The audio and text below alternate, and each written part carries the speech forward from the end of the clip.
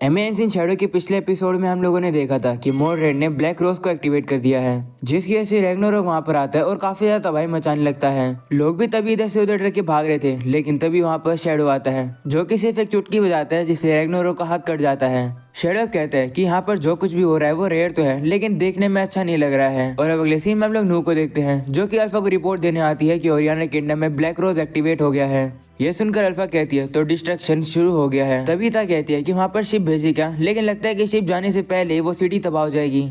तो अल्फा उसे कहती है चिंता मत करो, चीजें सब कुछ ठीक हो जाएगी। आखिर लॉर्ड शैडो वहाँ पर जो है, जिसके बाद हम लोग देखते हैं कि रैग्नारोक छोटे छोटे मॉन्स्टर्स को बनाने लगता है। तभी मोर्ड्रेड शैडो से कहते हैं कि मैं काफी इंप्रेस्ड हूँ कि तुमने रैग्नारोक को इंजर्ड कर दिया। तुम हो कौन? तो शैडो से कहते हैं कि हम लोग शैडो गार्डन हैं। ये सुनकर बाकी की एल्फ खड़ी हो जाती है जो कि वहीं पर बैठी थी। वो अब अपने कपड़ों को चेंज करती है और कहती है कि हम शैडो गार्डन हैं, जो कि शैडोज में लर्क करते हैं और शैडोज को हंट करते हैं। तभी अचानक से रैग्नारोक अपने आप को हील करके वो छोटे से मॉन्स्टर्स को नीचे फेंक देता है। तो अब शैडो गार्डन भी शैडो के इशारे पर अब उन लोगों से लड़ने के लिए चली जाती है। ये सब देख कर रोज हैरान रहती है। तभी शैडो से कहता है कि तुम्हें जाना चाहिए, क्योंकि कुछ ऐसा है जो कि तुम्हें पूरा करना चाहिए। ये सुनकर रोज कहती है हाँ, ऐसा बोलकर वो चली जाती है। जिसके बाद अब शैडो रैग्नारोक की तरह स्माइल करता है और अब उसके पास टेलीपोर्ट हो जाता है। और अब वो रैग्नारोक को काफी जोर से पंच मारता है, जिससे कि वो काफी दूर जाकर गिरता है, लेकिन फिर भी उड़कर शैडो का पीछा करने लगता है। वहीं पर अब मोर्ड्रेड पर उसे कहने लगते कि तुमने अपनी पावर को अंडर एस्टिमेट कर दिया, शायद से पता चल जाएगा कि बेवकूफ कौन था। तभी हम लोग देखते हैं कि वहाँ पर बी टाइप सिरोन और बाकी एल्फ आ जाते हैं, जो कि उसे कहते हैं कि हम लोग पहली बार मिल रहे हैं। तुम नाइट बियॉन्ड मैन हो ना, राउंड्स के 9 सीट। हम एक दूसरे को जानते नहीं है, लेकिन हम तुम्हें मार देंगे, लेकिन उससे पहले हमें तुमसे कुछ चीजें पूछनी है। ये सुनकर मोर्ड्रेड उन्हें अपनी तलवार से स्ट्राइक करता है, जो कि इनविजिबल होता है। वो उन लोगों से कहता है अपनी औकात में रहो। वो लोग भी उसके अटैक को डॉज करते हैं। तभी सिलोन कहती है कि ये तो इनविजिबल स्वॉर्ड स्ट्रोक था।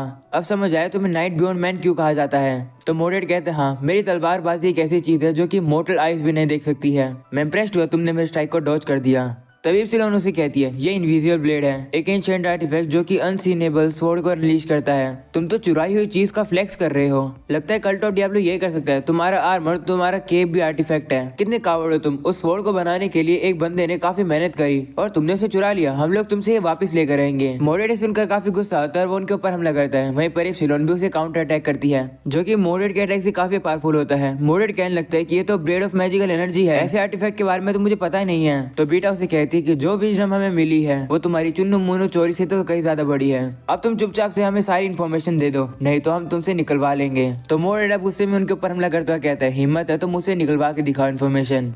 अगले सीन में हम लोग रोज को देखते हैं, जो कि टाउन में भाग रही होती है और वो देखती है कि वो मॉन्स्टर्स लोगों को मारे हैं, लेकिन उन्हें बचाने के लिए वो कुछ भी नहीं कर सकती है। तभी अचानक से वहाँ पर शैडो गार्डन आ जाती है, जो कि मॉन्स्टर्स को मारने लगती हैं। वो देखकर रोज कहती है कि मुझे इन लोगों पर ट्रस्ट करना होगा इन्हें हैंडल करने के लिए। तभी वहाँ पर मार्केट आ जाती है और अब वो रोज को कुछ कहने वाली होती है। तभी रोज उसे कहती है कि मैं खुश हूँ कि तुम यहाँ हो। मैं चाहती हूँ कि तुम गार्डन के नीचे वाले सेलर को अनलॉक कर दो। उसे एंशिएंट टाइम में बनाया गया था और वो काफी स्टडी है। कैसल के लोग वहाँ पर छुप सकते हैं।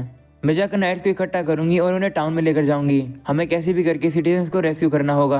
ये सुनकर मार्केट उसे देखती रहती है और वो उसे कहती है ठीक है, मैंने आपकी बात सुन ली है और मैं इसे ओबे करूंगी। आपको जो लगता है सही वो करो क्वीन रोज। ये सुनकर रोज काफी इमोशनल हो जाती है। और दूसरी तरफ हम लोग शैडो को देखते हैं, जो कि रैग्नारोक के अटैक से बच रहा होता है और कहता है कि फैंटेसी वर्ल्ड में तो ऐसा ही होता है। वो रैग्नारोक अब शैडो के ऊपर काफी सारे हमले करता है, तो शैडो से डॉज करता है। वो सारे अटैक्स अब नीचे जमीन पर जाते हैं और नीचे काफी तबाही मचाते हैं। शैडो कहता है कि ये मॉन्स्टर के पास तो काफी मैजिकल पावर है, इस मॉन्स्टर से लड़ना तो काफी मुश्किल है। तभी शैडो अपनी स्ट्रिंग्स की पावर को यूज करता है और अब वो उसे बांध देता है और कहता है आसमान मेरे कंट्रोल में है, सच्चाई को तुम्हारे स्कोल के अंदर डालना होगा। वहीं अब दूसरे हम लोग उन्हीं एल्फ को देखते हैं, जो कि रोज से कहते हैं कि तुम ये कर सकती हो, जिसके बाद वो चले जाते हैं। रोज अब उन सोल्जर्स के पास आती है और कहती है कि इवैक्यूएशन कैसे चल रहा है। तो वो लोग कहते हैं कि अभी हम लोग एक सर्च और रेस्क्यू टीम बना रहे हैं टाउन में भेजने के लिए, लेकिन क्या हम लोग उन शैडो गार्डन पर भरोसा कर सकते हैं उन मैजिकल क्रिएचर्स को हराने के लिए। तो रोज कहती है हाँ, अगर हम लोग वर्दी रहेंगे तो हम उन पर ट्रस्ट कर सकते हैं और मैं श्योर हूँ कि हम ऐसा कर सकते हैं अपने खुद का खून बहाकर। जाओ जाकर काम पर लगो। तो वो लोग भी मान जाते हैं और चले जाते हैं।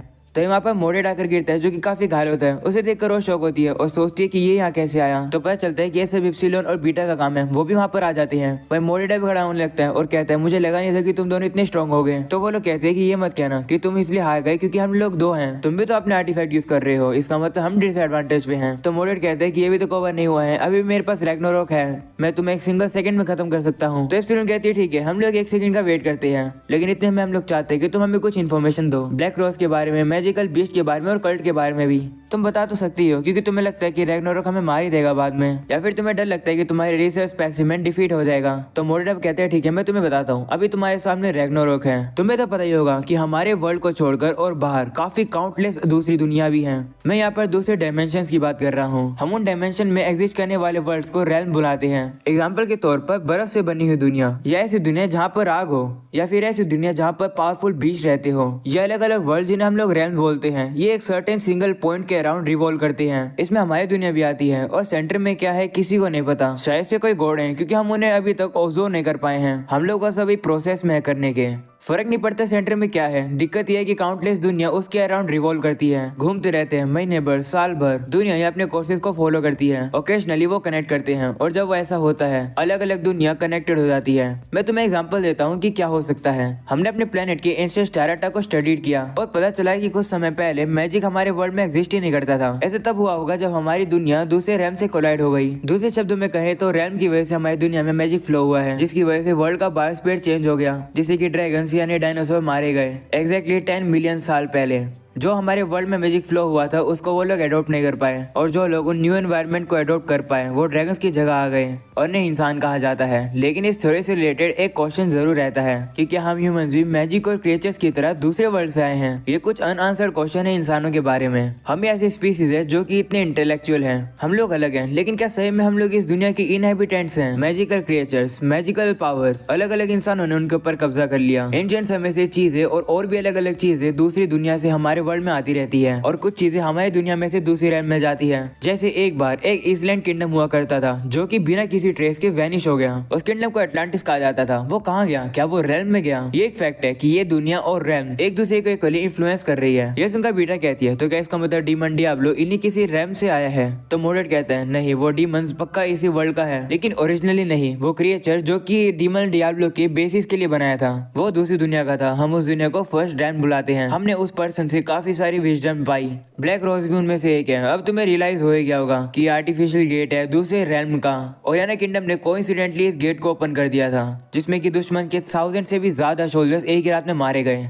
लेकिन इसे किंगडम में इफेक्ट हुआ। गेट खुलने के से अलग अलग मैजिकल क्रिएचर्स यहाँ आ गए, इंसानों को खाने लगे। तब हम लोगों ने उन्हें रेस्क्यू किया उस गेट को बंद करके। अब रोज तुम्हें इसका प्राइस देना होगा क्योंकि तुम्हारे अंदर रॉयल ब्लड है। तुम्हारे ब्लड में रॉयल्टी से भी ज्यादा हाई मैजिक है। तुम्हें तो कल्ट को दे देना चाहिए था जब तुम एक बच्ची थी, लेकिन तुम्हारे बेवकूफ डैड ने मना कर दिया, और अब देखो उसकी वजह से क्या हो गया। उसकी बेवकूफी की वजह से ओरियाना किंगडम डिस्ट्रॉय हो गया। अगली बार हम लोग एक बेहतर किंगडम बना के रहेंगे। तो रोज अब उसे कहती कि मैं तुम्हें यह नहीं करने दूंगी, मैं अपनी डैड की विश को कैरी करूंगी। तो मोडेड कहते कि वो हम डिसाइड करेंगे, तुम बस पपेट हो जो कि मेरी बात मानोगे। तुम और ओरियाना किंगडम डिस्ट्रॉय हो जाएगा, रैग्नारोक उसे खत्म कर देगा। तभी अचानक से रैग्नारोक का हाथ कट के उसके ऊपर आके गिरता है और पता चलता है कि शैडो ने तो रैग्नारोक की काफी बुरी हालत कर दी है। वो अब अपने थ्रेड्स का यूज करके उसे पूरी तरीके से काट देता है। ये देखकर मोडेड कहते हैं कि तो इम्पॉसिबल है, ऐसे कैसे हो सकता है, वो तो रैग्नारोक था जो कि सबसे पावरफुल था। तभी वहाँ पर एक अल्फा की रिपोर्ट देती है कि हम लोगों ने इस एरिया के सारे मैजिकल बीच को मार दिया है। तभी अब मोडेड खड़ा होता है और पागलों की तरह एक्ट करता है और कहता है कि नहीं ये सपना है। ऐसा बोलने के बाद अब वो खुद जाकर रैग्नारोक से अटैच हो जाता है।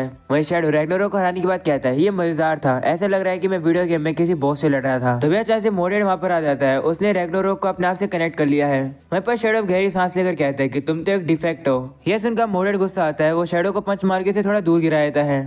तब शैडो भी अब उससे लड़ने लगता है और कहता है कि तुम पावरफुल तो हो, लेकिन मैं तुम्हें डेल्टा से नीचे रैंक करूंगा। ऐसा बोलकर वो उसको और भी मुक्के मारने लगता है, उसे आसमान की तरफ ले जाने लगता है। मोडेड अब शैडो के ऊपर कुछ हमले करता है, लेकिन शैडो भी उसे डॉज करके कहता है कि बहुत हो गया। शैडो उसे मार मार के स्पेस में ले आता है। मोडेड अब शैडो को ढूंढने लगता है और कहते हैं तुम कहाँ पर हो, मैं तुम्हें मार दूंगा। तभी शैडो की आवाज आती है जो कि एक पुरानी कहावत कहने लगता है। वो कहता है गॉड्स ने हेवन में से एक लाइट निकाली, उसे देखकर इंसान डर गए। उन्हें लगा कि उन्हें पावर्स की जरूरत है और जैसे तैसे करके उन्हें पावर्स मिली। मुझे भी पावर चाहिए थी, शुक्रिया तुमने मुझे एटम्स की याद दिला दी। मेरा खेलने का समय खत्म हुआ। शुक्रिया के तौर पर मैं तुम्हें कुछ देना चाहता हूँ। ये देखकर मोडेड डर जाता है और कहता है कि तुम कौन हो। तो शैडो उससे कहता है मैं हूँ एटॉमिक। शैडो जैसे ये बोलता है वहाँ पर एक काफी बड़ा एटॉमिक धमाका होता है। वहाँ से इतनी तेज लाइट निकलती है कि जमीन में से सभी लोग उसे देख पाते हैं। जितने भी लोग आज तक शैडो से मिले हैं वो सभी लोग इस लाइट को देखते हैं और समझ जाते हैं कि इसका काम है। वो लोग अब शैडो की तारीफ करते हैं। लाइट हटने के बाद हम लोग देखते हैं कि शैडो अब अकेले से खड़ा है। वो देखकर एप्सिलॉन और बीटा खुश होते हैं। वहीं पर अब शैडो कहते हैं कभी कभी इतना ही बुरा नहीं है अपनी इस मसल हेड ब्रूट फोर्स को यूज करना।